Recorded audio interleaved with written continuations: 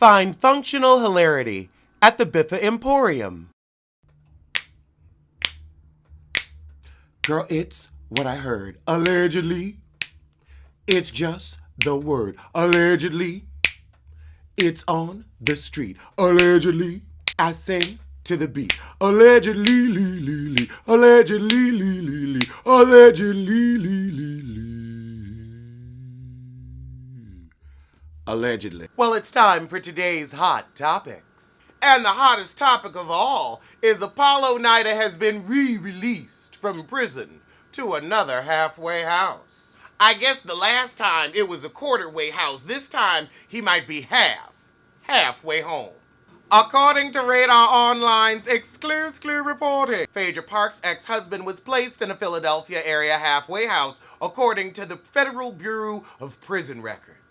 He was originally released from the Fort Dix Correctional Facility in Jersey on June 4th, but 9 days later, he was back in the habit. Scheduled to be released from prison October 15th rather than September 1st, so he got like a month and a half extra for his transitional faux pas. We still don't know what it was. They say it was something technical, though. I don't think it was about the bus. I don't think he was in there giving up the bus or getting the bus. Taraji P. Henson's identity was stolen. According to reports, Alicia Newby, a 29-year-old mother of 6, is said to have stolen the identity of the 48-year-old Empire actress along with others. Alicia compromised Taraji's email and attempted to make more than $4,000 in fraudulent transactions. Taraji's manager discovered the fraud late last August, and the transactions were canceled. All right, for once the manager stopped the fraud rather than was a part of the fraud. Katy Perry, she about to be in debt news, but she's in court loser news this week. Jury finds Katy Perry's song Dark Horse was copied from Christian rapper. After a week-long trial and 2 days of deliberation, they found the song is copyright infringement of Marcus Gray's song Joyful Noise. Gray, professionally known as Flame, accused her and Dr. Luke of lifting the underlying beat from his song for 2013's Dark Horse. Now, we saw with, hey, hey, hey, you gotta pay, pay. They're gonna run your pockets, they're gonna get your cash. They took $7 million and they pay that ass. I remember, it was $7 million with, Robin Thicke and them, so everybody had to come up off something too, so yeah, y'all gonna have to pay dearly. Damages in the case will begin being discussed on Tuesday, July 30th, so that's today. Girl, you should have settled. You should have settled because, it's gonna be a cute 7 to 8 million. And that song was huge. Oh my God, Luann wasn't lying. I can't believe this. It turns out the reality star and cabaret artiste was indeed offered a role in the long-running musical, but the whole thing had fallen apart by the time her announcement aired. Page 6 has seen a letter dated May 15th from the show's general manager, B.J. Holt, to Lesep's agent, making her an offer to play Mama Morton in the Broadway musical, subject to a successful voice work session with the production's creative team. So they were like, okay, if we can get your caterwaul down to a tolerable bray,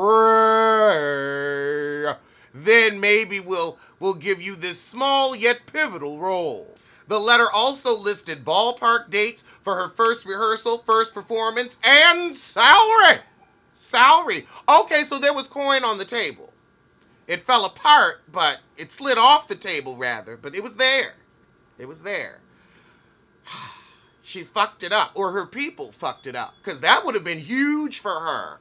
An internal email also said her agent was knee-deep in negotiations about the part when the reunion episode taped May 17th, and at that point, the deal was firmly and very much alive. You know what?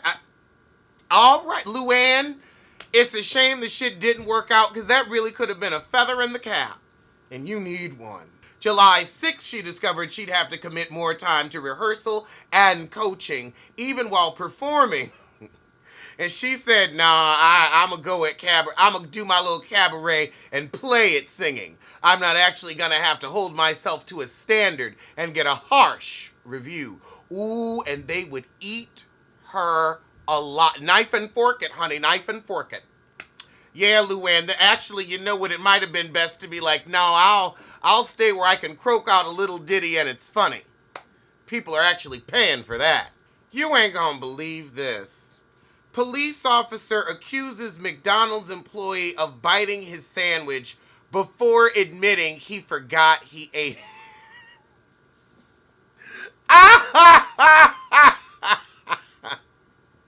Oh, God, I ate. I've definitely had moments where, like, I have looked for a good 15 minutes for something, and then it's like, I must have eaten it. The officer, who goes by DJ, ordered a McChicken before starting his shift at Marion County Jail in Indianapolis. He put his sandwich in the fridge for safekeeping until he got off. When he opened it up to eat it, he discovered a missing chunk from his meal and instantly became convinced he had been targeted by restaurant staff because of his uniform when your fat ass bit the sandwich. So he goes back to the restaurant, they investigate, and the restaurant determined that the staff in no way tampered with the food. The employee took a bite out of the sandwich upon starting his shift and then placed it in the refrigerator. Oh my God. You see, you just an asshole. That's what it is. You done some shit and you are afraid that karma is gonna come knocking at your door. Stop being an asshole. And he had to formally apologize to McDonald's. Oh my God. In other you ain't shit news, Gucci Mane finally agrees to $10,000 a month child support when he was paying like $12,000. You running around here spending $100,000 a month on diamonds, you can give that woman some money, that's your baby. And he'll make a 6-figure payment to cover back child support and receive visitation while she gets primary custody. Good, I'm glad y'all stopped arguing. Also, like that sandwich biter, you was out here looking like a whole asshole. Remember that bullshit story I told you yesterday about Wendy being on Housewives of New York? Well, she said she would never because it's beneath her. And for once, she's right. Now, crack may not be beneath you, but Real Housewives of New York is. Page 6 can confirm the rumor of her being begged to join the show is 100% false. Well, I guess that's shade to Radar Online. Because I saw that and I was just like, y'all just making shit up like media takeout. But, you know, go off, sis. Go off. Now it's time for a moment with media takeout. The first bullshit up is Lela Rochon reconciles with Antoine Fuqua. They found a source, and they said Lela has been leaning on her close friends, including Pauletta Washington, and they explained to media takeout, she said as soon as she left, she knows Nicole Murphy would get her husband. So she said, fuck that. So they're going to counseling in their church. Where's their church? Anybody go to church with them? Oh, God. But the friend added, Lela will only take Antoine back if he can remain faithful. So them two outside babies and now this hussy. But now you want him faithful after all this time? I mean, why start up something new in your marriage? Well, good luck, hun, whatever you want to do. Tammy Roman unfollows Shawnee O'Nostril. Well, I mean, if Shawnee's anywhere near as boring as she is on social media as she is on her sorry little show, I'd unfollow her too. Child, we gotta work together. Don't mean I need to be looking up those nostrils every 10 minutes. They're also saying Tammy and her new husband, Tammy and her slow husband, in the words of Chris, have signed on for their own reality show, this time being produced by disappointing Scott Young. Sorry, Scott Young. Heifer, Scott Young.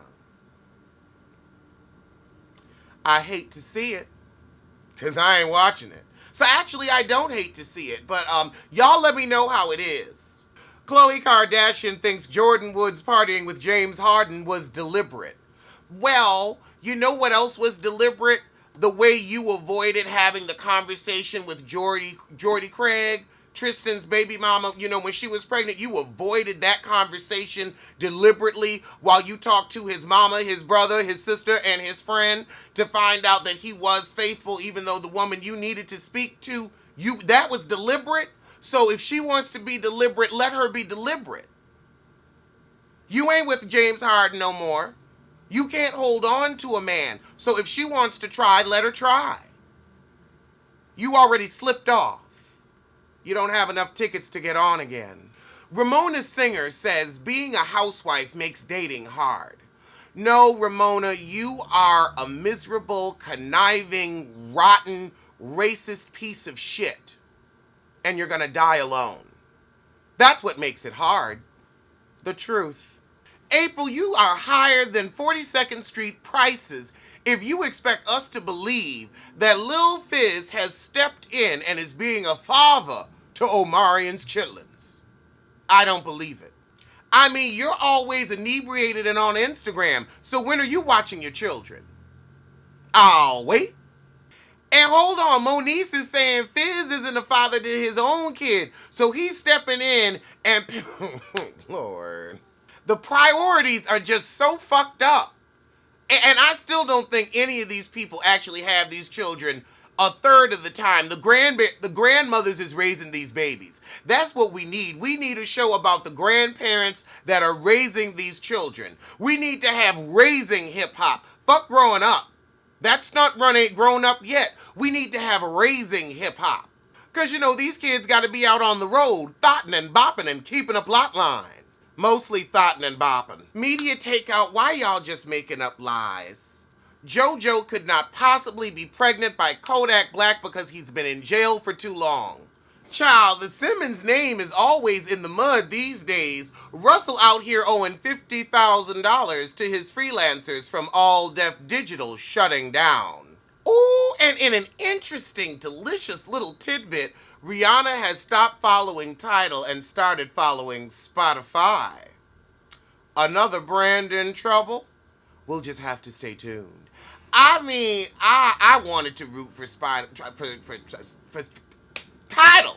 I wanted to root for Tidal. I even got the shit. Honey, it was so buggy, crappy, and shitty-appy. I can't do it, and I don't have it to do. So toodaloo. All right, but let's go on. Wow. The Queen's election for the district attorney was decided by 80 votes. 80 votes kept us Republican. 80 fucking votes. 80 votes! 80! 80! Like, I'm gonna take a picture. 80 votes. Vote. Telling you now. But let's dumb it down a bit and watch the 7-minute super trailer for Lovin' Hip Hop Hollywood. All right, they put the shit on fucking YouTube because they always like to be assy.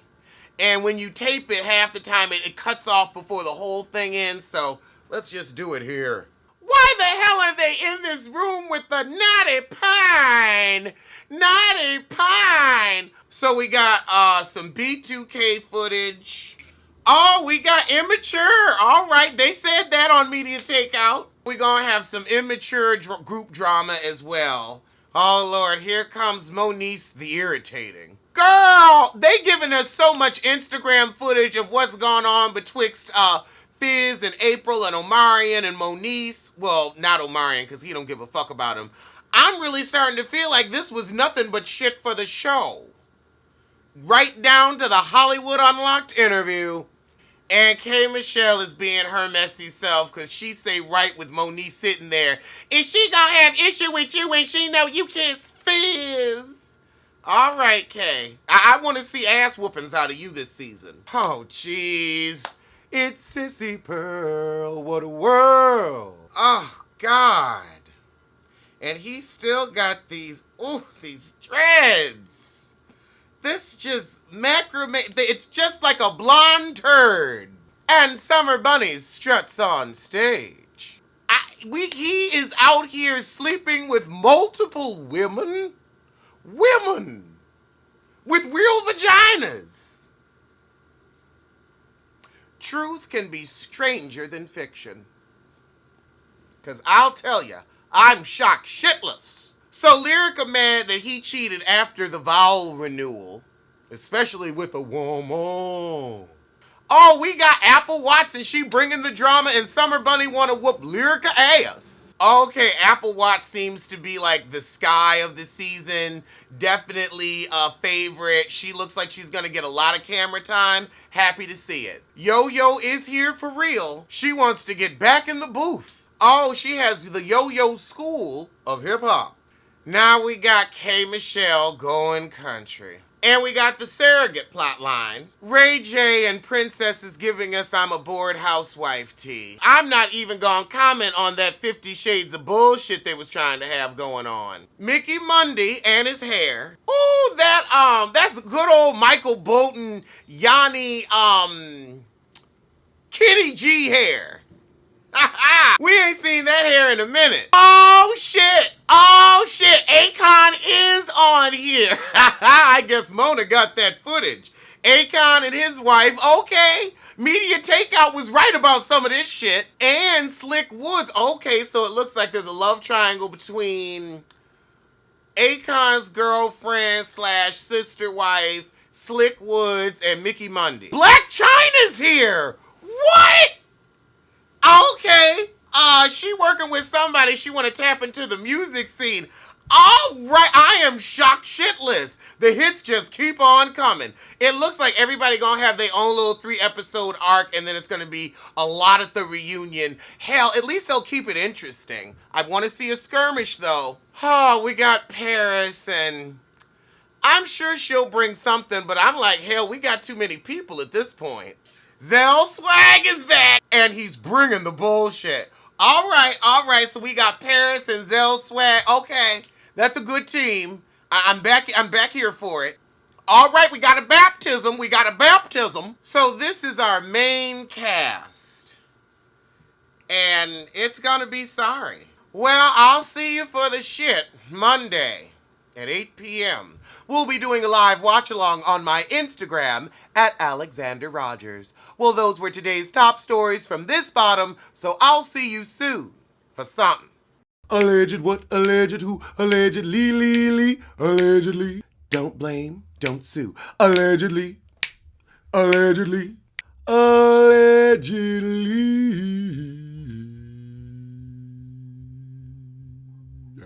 So as my mugs say, tell a kin, tell a friend, tell that heifer you hate to head over to the Biffa Emporium for a cute collection of hoodies and mugs. Link below.